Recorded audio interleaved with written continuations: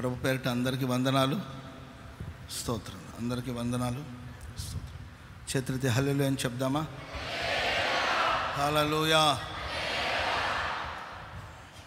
వచ్చిన మాట మీకు బైబిల్లో గుర్తు చేస్తాను. మనం తరచుగా చదువుతున్న మాటలు ఇవి. ఈ పూట మన ధ్యానానికి ఈ వాక్య భాగాన్ని తీసుకుందాం. మనం బైబిల్లో 91వ కీర్తన 15వ వాక్యాన్ని మనం చదువుకుందాం. అతడు నాకు మొరపెట్టగా నేను అతనికి ఉత్తరము ఇచ్చేదను. శ్రమలో నేను అతనికి తోడే ఉంటాను. అతన్ని విడిపించి అతని గొప్ప చేస్తాను. దీర్ఘాయువు చేత తృప్తిపరుస్తాను. నా రక్షణను అతనికి చూపిస్తాను. చదవబడిన ఈ మాటలో దేవుడు సెలవిస్తున్న మాట ఇది. మీరు ఆ కీర్తన చదవండి, చాలా అద్భుతంగా ఉంటుంది. కొంతవరకు మనం ఆ కీర్తన చదివితే అక్కడ కీర్తనకారుడు మాట్లాడినట్టు ఉంటుంది. మహోన్నతుని చాటున నివసించేవాడు సర్వశక్తి నీడలో విశ్రాంతిని పొందుతాడు. చదువుకుంటూ వెళ్తే కీర్తనకారుడు మాట్లాడినట్టు మనకు కనబడుతుంది. సడన్గా ఒక చోటు వచ్చేసరికి కీర్తనకారుని మాట ఆగిపోయి దేవుని మాటలు ప్రారంభించబడుతుంది. ఏమనంటే, అతడు నన్ను ప్రేమిస్తున్నాడు కనుక నేను అతని తప్పిస్తాను.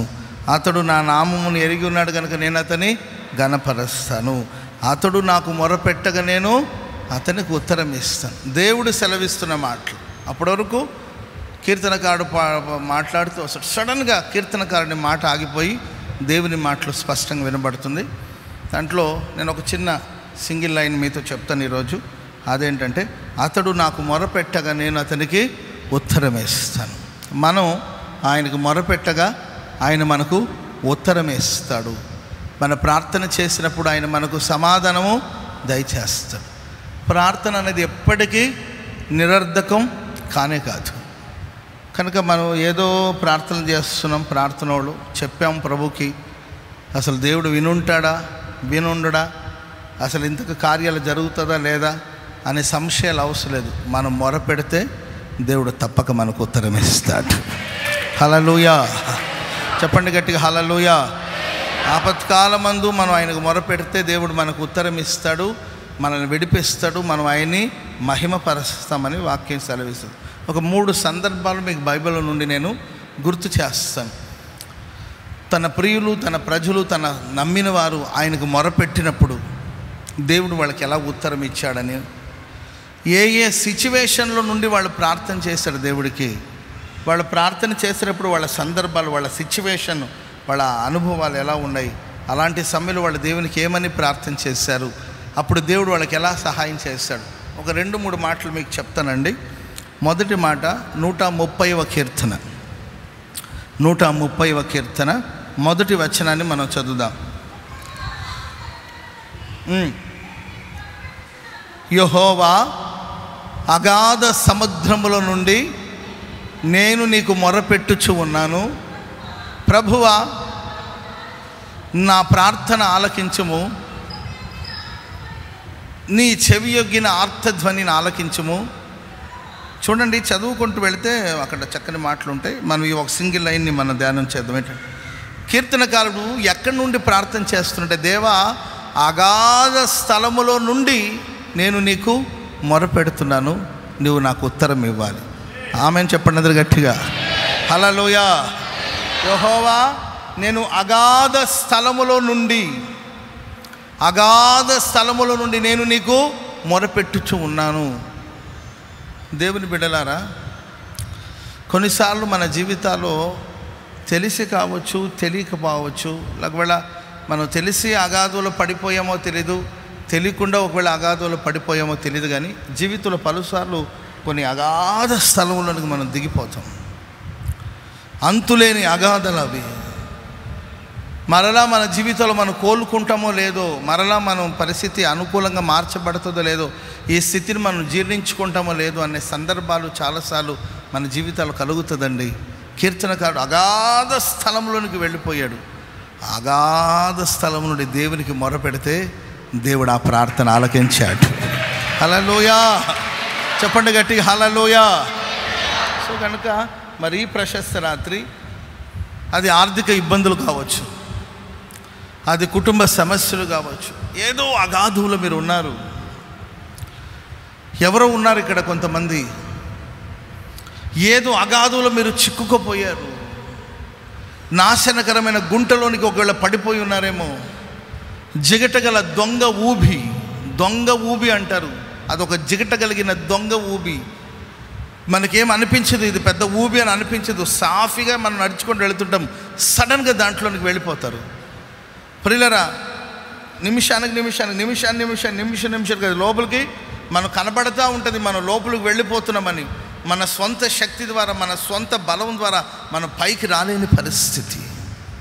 అలాగే లోపలికి లాక్కెళ్ళిపోతూ ఉంటుందండి.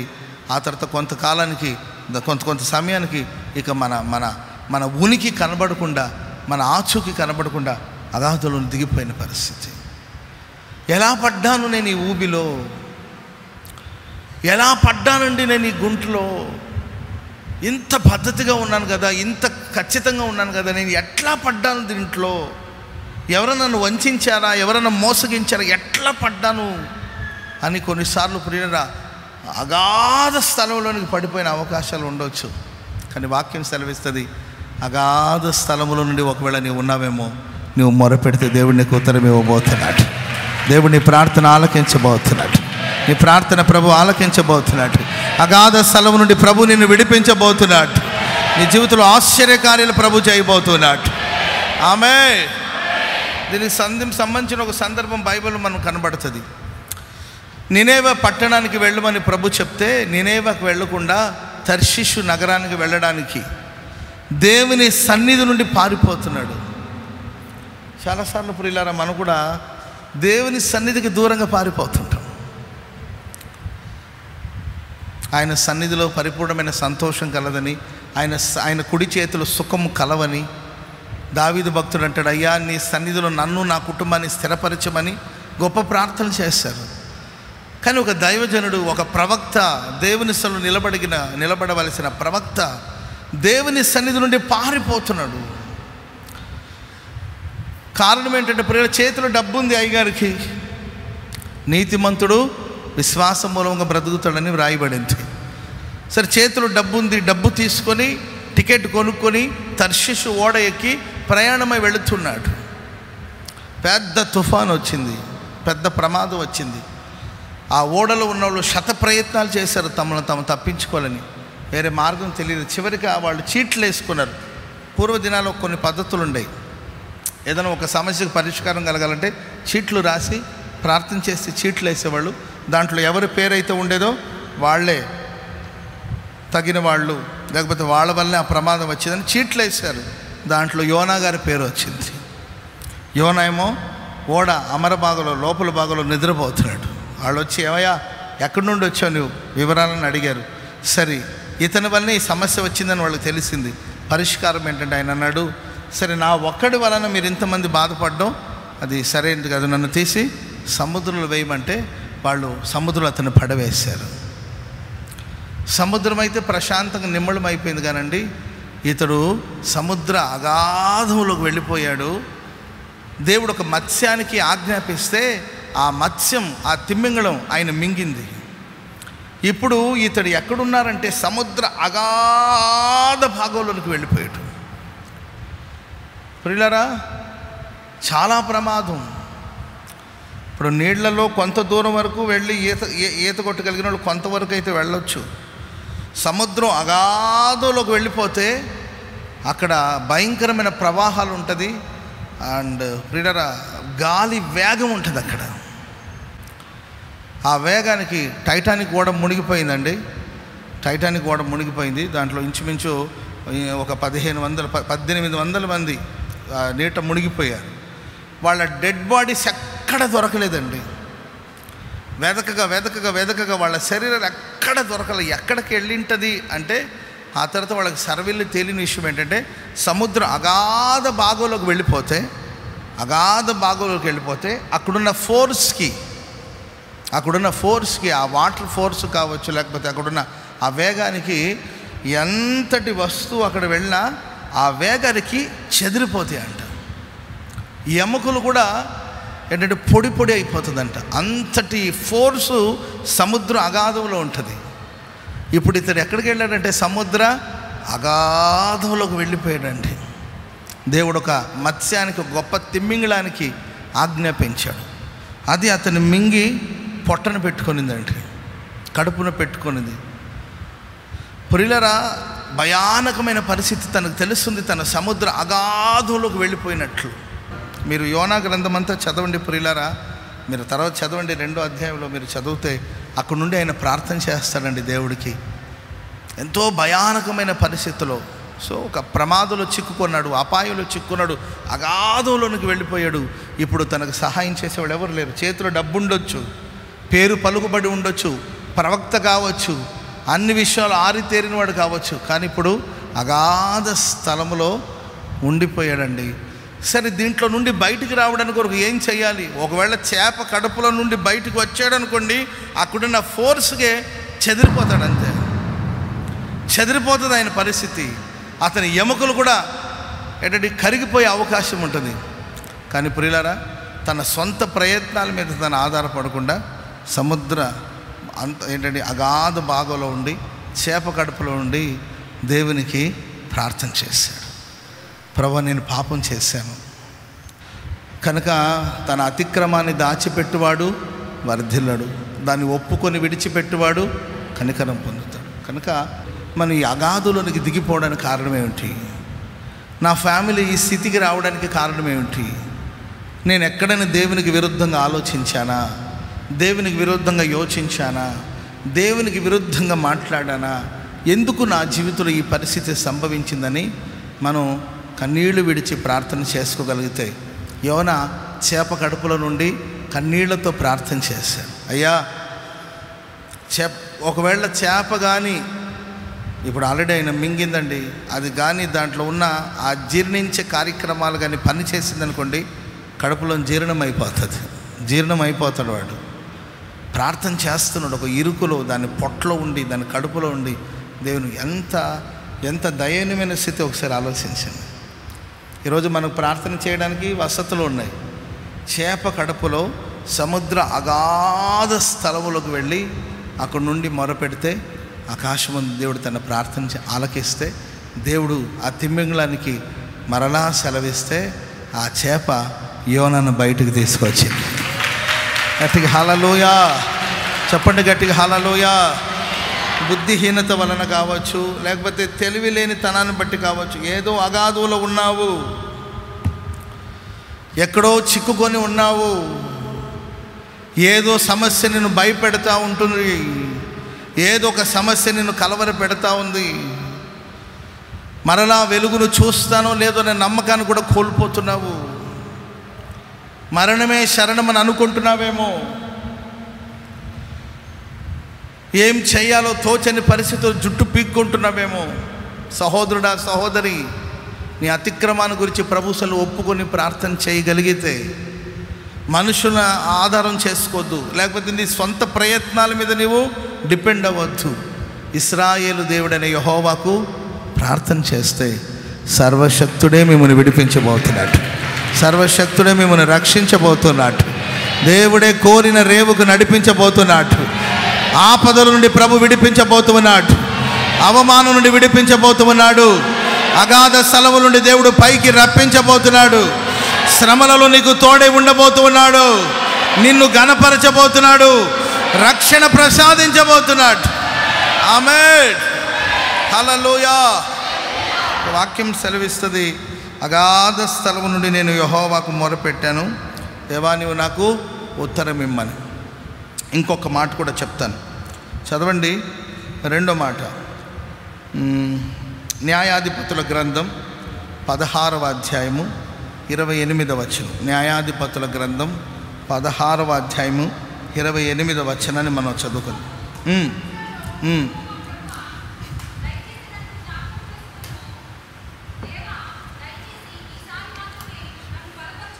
ఈసారి మాత్రమే నన్ను బలపరచము, నా 2 కళ్ళ నిమిత్తము పగ తీర్చుకొనిమ్మని యెహోవాకు మొరపెట్టాడు. ప్రియులారా, శాంసన్ యెహోవాకు మొరపెట్టారు. నేను ఎప్పుడు చెప్తుంటాను, శాంసన్ తన లైఫ్లో రెండు సార్లు ప్రార్థన చేశారు. మొదటిసారి ఎక్కడ ప్రార్థన చేస్తుంటే దాహంతో దప్పికొని జీవ మరణాల మధ్యలో పోరాడుతున్నాడు. అప్పుడు ప్రభువా, దయచేసి నాకు దాహానికి ఇవ్వండి, ఈ గోతి చీల్చి నాకు నీళ్ళు ఇవ్వండి, లేకపోతే నేను అన్ని జనుల మధ్యలో చనిపోతాను, నీ నామానికి అవమానం కలుగుతుంది, ఈ సున్నతి లేని మనుషుల మధ్యలో నేను చావకుండా నన్ను బ్రతికించమని ప్రార్థన చేస్తే దేవుడు తన ప్రార్థన ఆలకించారు. ఇది మొదటిసారి చేసిన ప్రార్థన.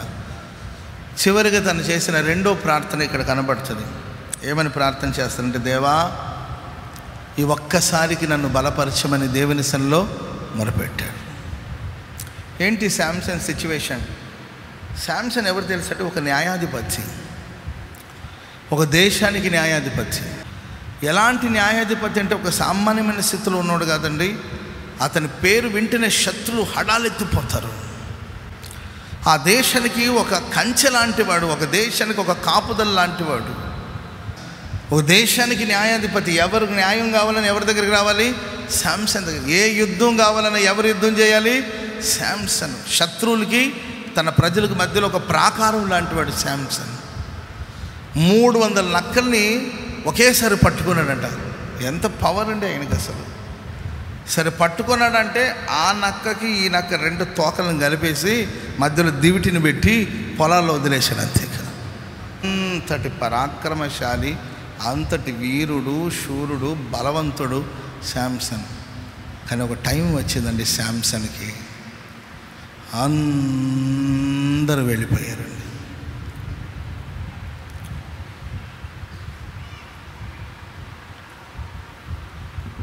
అప్పుడు చుట్టూ ఎవ్వరూ లేరు. అజ్ఞానంతో చేసుకున్న పనిని బట్టి తను ఎంతో ప్రేమించాడు ఒక అమ్మాయిని. ఎంత ప్రేమించాడంటే ప్రియులరా, తను పుట్టినప్పటి నుండి ఎవ్వరికీ చెప్పని రహస్యం,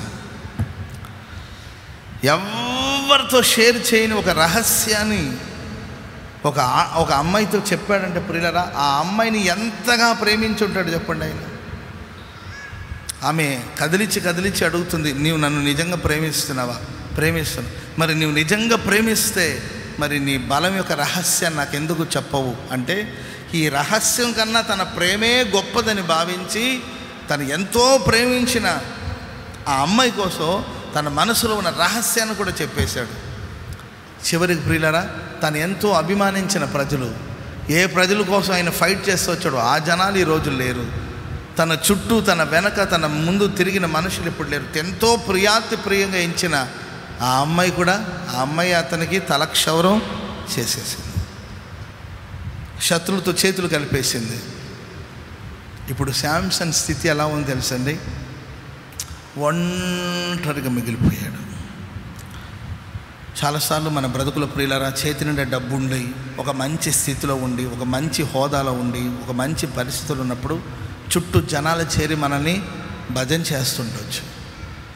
అక్క నీవు లేకపోతే ఇంకేమీ లేదక్క అనేవాళ్ళు ఉండొచ్చు. ఉప్పు కోసం, కారం కోసం, పసుపు కోసం, చింతపండు కోసం నీ ఇంటి చుట్టూ తిరిగే వాళ్ళు ఉండొచ్చు. నీ అవసరం వాళ్ళకి ఉన్నప్పుడు నీ చుట్టూ తిరిగి ఉండొచ్చు. నీవు లేకపోతే మేము ఎట్లా, నువ్వు కనబడకపోతే మేము కలత చెందుతాం, నీవు లేకపోతే మా బ్రతుకు ఎట్లా, అసలు నీవు లేకపోతే మేము లేము అని గొప్ప గొప్ప మాటలు చెప్పి నేను అభిమానించి అలరించిన ప్రజలు ఒకవేళ నీ జీవితంలో ఉండొచ్చు. కానీ ప్రియులారా, ఒక సందర్భం వస్తుందండి, అందరూ శాంసన్ని విడిచిపెట్టి వెళ్ళిపోయారు. ఒంటరితనం. ఒకవైపున కంటి చూపు పోగొట్టుకున్నట్టు, ఒకవైపున ఎగతాళి చేసే శబ్దాలు వినబడుతుంది, హేళన చేసే శబ్దం వినబడుతుంది. ప్రేమైన వారరా, ఒక పెద్ద గుడి, ఆ గుడిలోనికి శాంసన్ తీసుకొచ్చారు. ప్రియులారా, ఎందరో అలరించిన శాంసన్ ఇప్పుడు ఒక చిన్న కుర్రోడు చేతులు పట్టుకొని ఆ గుడిలోకి తీసుకొస్తున్నాడు. ఇంచుమించు 3000 మంది అక్కడ శత్రువులు, ఫిలిష్యులు ఇంచుమించు 3000 మంది ఆ గుడిలో పోగై ఉన్నారండి. ఇతన్ని చూసి హేళన చేయడానికి కొరకు వాళ్ళందరూ వచ్చారు. ఒక చిన్న కుర్రోడు తీసుకొచ్చేటప్పుడు శాంసన్ అడుగుతాడు, అయ్యా ఈ గుడి ఆనుకున్న 2 స్తంభాలు ఉన్నాయి కదా, దాని దగ్గరకు తీసుకెళ్ళి నన్ను నిలబెట్టు. సరే వెళ్ళి తడుముకుంటూ వెళ్ళి ఆ 2 స్తంభాల మధ్యలో ఉండి చిన్న ప్రార్థన చేస్తా. ప్రభువా, ఇప్పటివరకు అందరూ నా చుట్టూ ఉన్నారు, అందరూ నన్ను ప్రేమించారు, అందరూ నాతో ఉన్నారు, అందరూ నా ప్రేమలో పాలు పంపులు, అందరూ నా సంతోషంలో పాలు భాగస్తులుగా ఉన్నారు, అందరూ నా విజయాన్ని పంచుకున్నాడు, నా విజయంలో పాలు భాగస్తులేను. కానీ ఇప్పుడు నాతో ఎవ్వరూ లేరు. ఇది ఆఖరి క్షణం, ఎట్టు నేను చనిపోతాను.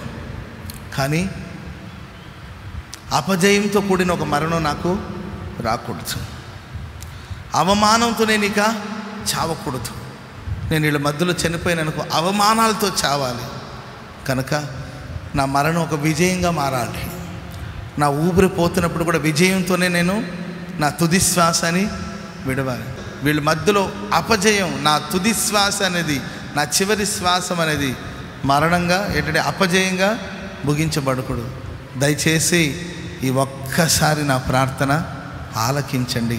ఈ ఒక్కసారి నన్ను బలపరచమని ఒంటరితనంలో ప్రార్థన చేశారు. ఆకాశమందున దేవుడు శాంసన్ ప్రార్థన ఆలకించి తన తుది శ్వాస విజయాన్ని చూచేటట్లుగా ప్రభు చేశాడు. హల్లెలూయా, చెప్పండి గట్టిగా హల్లెలూయా. కనుక ఒంటరితనం అనేది ఉంటుందండి జీవితంలో. ఒంటరితనం అంటే ప్రియులారా, చుట్టూ 100 మంది ఉండొచ్చు, 1000 మంది ఉండొచ్చు, కట్టుకున్న భార్య పక్కనే ఉండొచ్చు. ప్రియులారా, నీతో కలిసి ఏంటంటే కాపురం చేసిన నీ భర్త నీ ప్రక్కన ఉండొచ్చు, నీ కడుపును పుట్టిన పిల్లలు నీ కళ్ళ ముందే ఉండొచ్చు. అయినా మానసికంగా ఒంటరితనాన్ని అనుభవిస్తున్నవే. మానసికంగా ఒంటరితనం. నీ బాగున్నప్పుడు అందరూ నీ చుట్టూ చేరి నిన్ను గురించి ప్రశంసించారు, నీ బాగున్నప్పుడు అందరూ పొగడతలతో నిన్ను ముంచెత్తారు. ఒక సందర్భం వస్తుంది, అందరూ విడిచిపోతారు. ఒకవేళ చుట్టూ అందరూ ఉన్న ఒక తెలియని ఒంటరితనం నిన్ను పట్టి పీడిస్తా ఉండొచ్చు. కానీ ఆ సందర్భాల్లో నువ్వు జీవం కలిగిన దేవునికి ప్రార్థన చేస్తే, మొరపెడితే తప్పక నా దేవుడు మరొక్కసారి నేను బలపరచబోతున్నాడు. దేవుడు నేను బలపరచబోతున్నాడు. దేవుడు నేను బలపరచబోతున్నాడు. దేవుడు తన శక్తితో నిన్ను నింపబోతున్నాడు, విజయముతో నింపబోతున్నాడు, విజయోత్సవాలతో ఊరేగించబోతున్నాడు. ఒంటరిగా ఉన్న నీకు నా యేసు జంటగా నిలబడబోతున్నాడు. ఆమేన్. కనుక వాక్యం సెలవు, అతడు నాకు మొరపెట్టగా నేను అతనికి ఉత్తరం ఇస్తాను. కనుక నేను చెప్పిన ఈ మాటలు ఏదో ఒక సందర్భంలో మీరు ఉండే ఉంటారు. మీరు ఏ సిచ్యువేషన్లో ఉన్నా దేవునికి ప్రార్థన చేయండి, దేవుడు మీ ప్రార్థన. ఇంకో చివరి మాట చెప్పి నేను ముగిస్తాను. అది ఆదికాండలో రాయబడిన చిన్న మాట. ఆదికాండం 24వ అధ్యాయం 13, 14 వచనాలు చదువుదాం.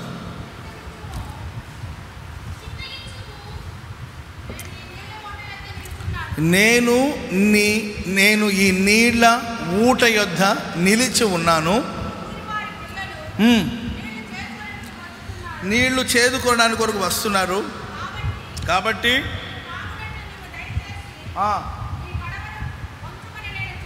చెప్పగా త్రాగుము, నీ ఒంటెలకును నీళ్లు పెట్టేదనని ఏ చిన్నది చెబుతాదో ఆమెయే నీ సేవకుడైన ఇస్సాకు కొరకు నువ్వు నియమించినదై ఉండునుగాక.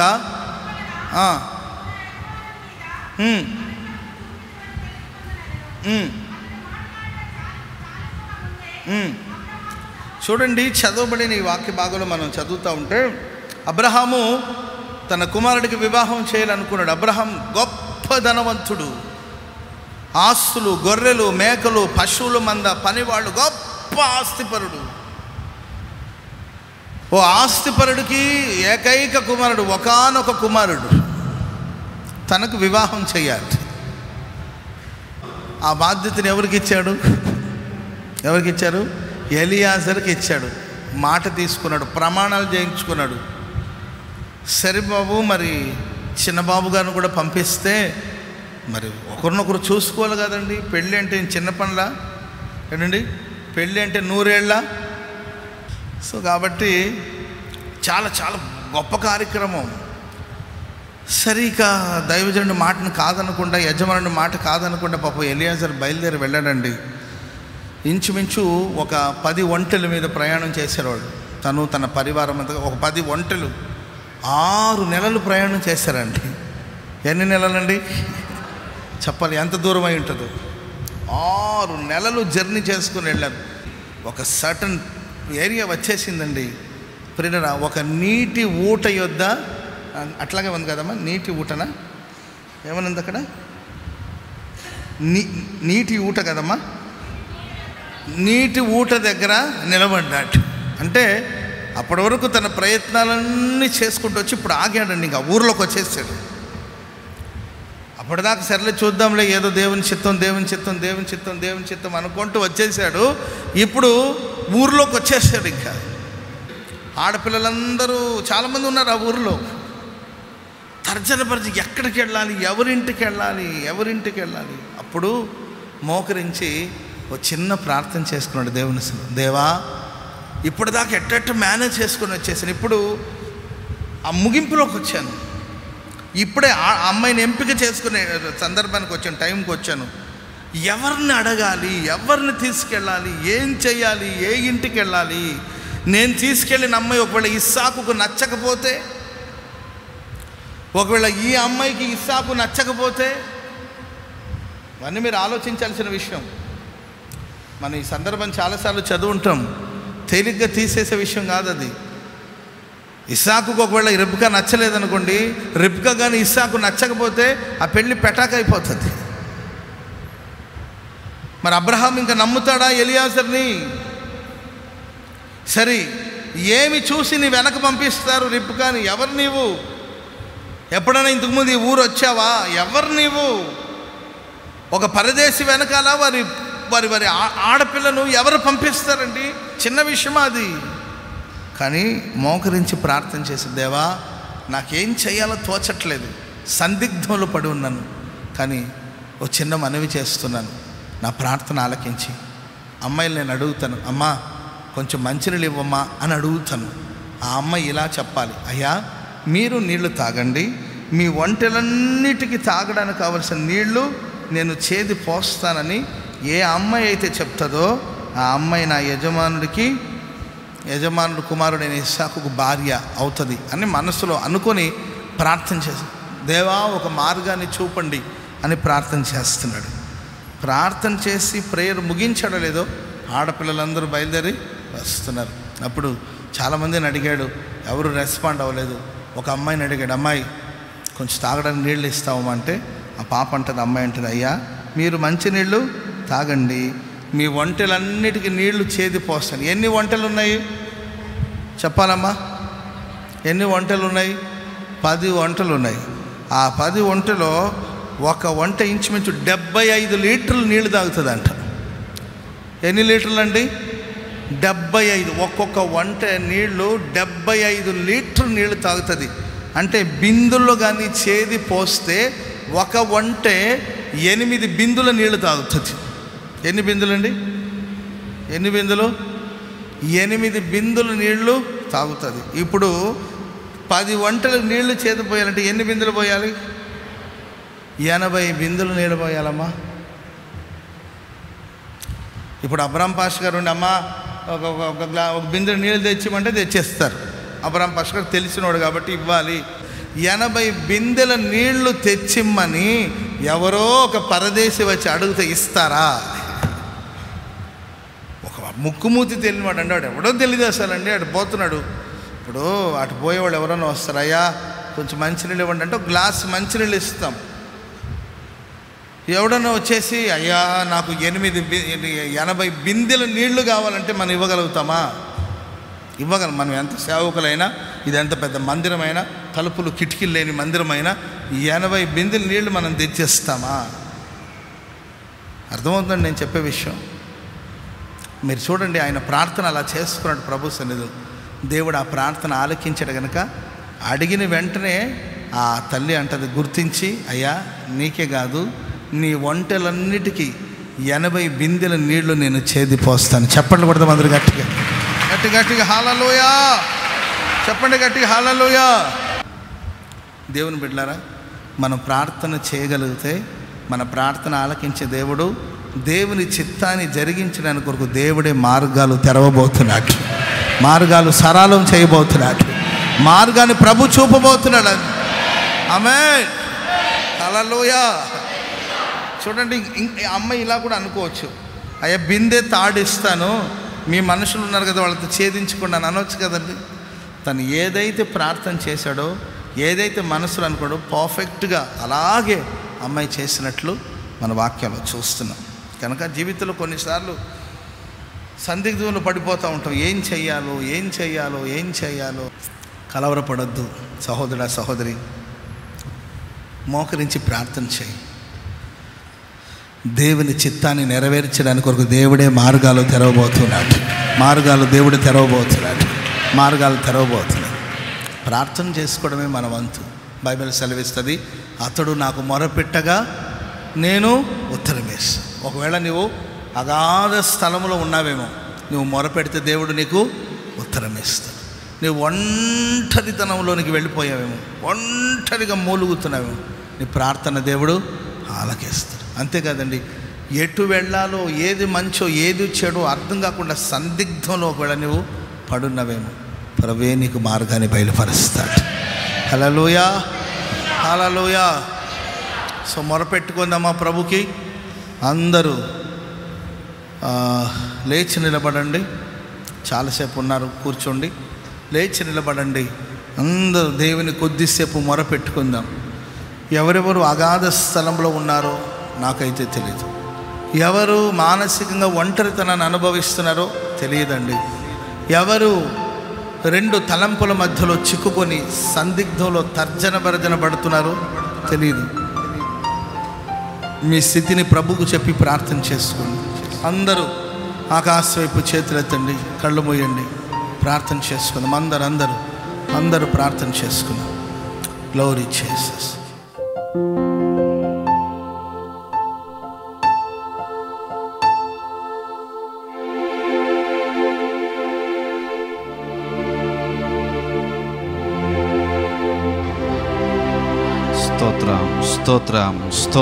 స్తోత్రం. అగాధ స్థలములో నువ్వెలాంటి పరిస్థితుల్లో నిలవబడి చేతులెత్తినా సహాయము చేసే యేసు దేవుని కరుణ కలిగిన హస్తము నిన్ను పట్టుతున్న వేళ, అదిగో పరిశుద్ధాత్మ దేవుడు నిన్ను అభిషేకించుచూ ఉన్నాడు. ఈ ఏప్రిల్ మాసంలో నిన్ను బలపరుచుచూ ఉన్నాడు, నీకు జయాన్ని కలుగజేయుచూ ఉన్నాడు. దిక్కుతోచనే స్థితిలో నిన్ను నిలవబెడుతూ ఉన్నా ఒడ్డుకు చేర్చి నిన్ను సాక్షిగా నిలవబెట్టాలని యేసయ్యా మీకు స్తోత్రాలయ అంటూ ఓ చిన్న తీర్మానం, ఓ చిన్న ప్రార్థన చేసుకుందాం. పరిశుద్ధుడా, కృపగల యేసుని ఘననామానికే స్తోత్రాలయ్యా, స్తోత్రములు చెల్లించుచూ ఉన్నాం.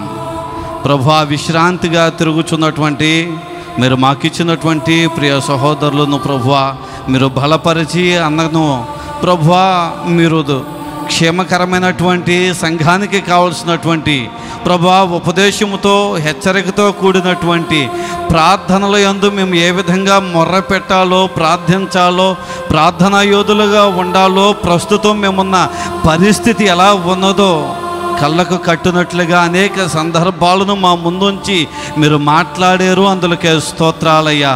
అతడు అగాధ స్థలములో నుండి నాకు మొర్ర పెట్టగా, యెహోవావగు నీవు మాకు సహాయకుడువు, ఉత్తరమిచ్చే విధాతవు, ఆదుకునే ఆదరణకర్తవు, చేయూతనిచ్చే కన్న తండ్రివి, ప్రభు మమ్మలను ధైర్యపరిచే యేసుదేవా నీకు స్తోత్రాలయ్యా. ప్రభా మీకు స్తోత్రం. ఇప్పటి వరకు ప్రభా నీ మాట వెనక పెడచెవిని పెట్టి దర్శనాన్ని కోల్పోయి 3 మాసాలు ప్రభా 3 బలారాధనలు విచక్షణారహితంగా మా యొక్క ఆత్మీయ పరుగు ప్రయాణము చేసాము. కానీ రాత్రి వేళ తెలియకుండా అగాధంలోనికి కూరుకుపోయిన మమ్ములను అదే స్థలంలో మరలా మొర్ర పెట్టగా ప్రభా మాకు ఉత్తరం ఇచ్చి ప్రభా మమ్మలను మరలా బ్రతికింపజేసి ఆత్మీయ జీవితంలో జీవింపజేసి జనతైక కుమారుడా నీకు స్తోత్రాలయ్యా. స్తోత్రాలు చెల్లించుచున్నాం స్వామి. ప్రభువా మీకు స్తోత్రాలయ్యా. ఎన్నెన్నో మెలులు ఎన్నెన్నో అద్భుతాలు మా జీవితాల్లో చేస్తూ వచ్చావు. కానీ పెడ చెవిని పెట్టా, చెవికి మంద దృష్టి, ప్రభు ఆత్మీయ నేత్రాలు ప్రభువా మోగపోయిన పరిస్థితిలో మరలా ఉపదేశాన్ని ఆధారము చేసుకుని చేతులెత్తి ప్రార్థన చేయగా బలపరిచారు. అందులకు స్తోత్రాలయ్యా. అపజయాలలో ప్రభా మరణ మృదంగం మ్రోగుచున్నప్పుడు ఇక నా కర్మ ఇలాగే ముగించాలా, నా తనువు చాలించాలనుకుంటున్నప్పుడు నీ ముగింపు అపజయం కాదు. జయించిన నేను, మరణపు ముళ్ళుని విరిచిన నేను నీకు జయాన్ని కలుగ చేయటానికే ఆకాశానికి భూమికి మధ్యలో వ్రేలాడాను. ఇదిగో జయం నీకు తథ్య. జయడంకా మ్రోగించారు. మా పెదవిలో ప్రభువా పరిశుద్ధాత్మ విజయ కేతనాన్ని ఎగరవేశారు. అందులోకే స్తోత్రాలయ్యా. మొర్ర పెట్టారు, ఎంతోమంది నిలవబడి ప్రభువా నిన్ను ఆధారము చేసుకున్నారు. అందులకు స్తోత్రాలయ్యా. వారందరి జీవితాల్లో విజయశీలుడైనటువంటి యేసు విజయము కలుగు చేసి ఆ మార్గాలను మీరు కలుగు చేసి ఈ 4వ మాసంలో మీరు నడిపించి రేపటి దినాన్న ప్రభువా ఏ ఏ విషయాలలో అపజయాల మధ్యలో ప్రభువా ఇప్పటి వరకు నడిపించబడుతూ వచ్చారో జయముతో ప్రభా మరణపు ముళ్ళుని విరిచిన యేసు మీ రక్త మాంసములలో పాలు పంపులు పొందినట్లుగా కృప చూపమని ప్రార్థన చేయుచున్నా. ప్రభా చివరిగా ప్రభువా ముచ్చటగా మీరు మాతో మాట్లాడిన మాటలకే స్తోత్రం. ప్రణమిల్లి మోకరించి ప్రార్థన చేసి ముగించగానే ప్రభువా నిలవబడిన వెంటనే కడవ పట్టుకుని ప్రభువా యవన కుమార్తె కళ్ళ ముందుకు వచ్చి చిత్తము ఏంటో అర్థం కాని సందిగ్ధత పరిస్థితుల్లో ఉన్నప్పుడు ప్రార్థన ఆలకించిన యేసు నిలవబడిన వారి జీవితాలలో సందిగ్ధతలు యేసు నామములో తొలగిపోవును గాక, యేసు నామములో విడిచిపోవును గాక. నీకు ఒక సూచన కలుగుతూ ఉన్నది.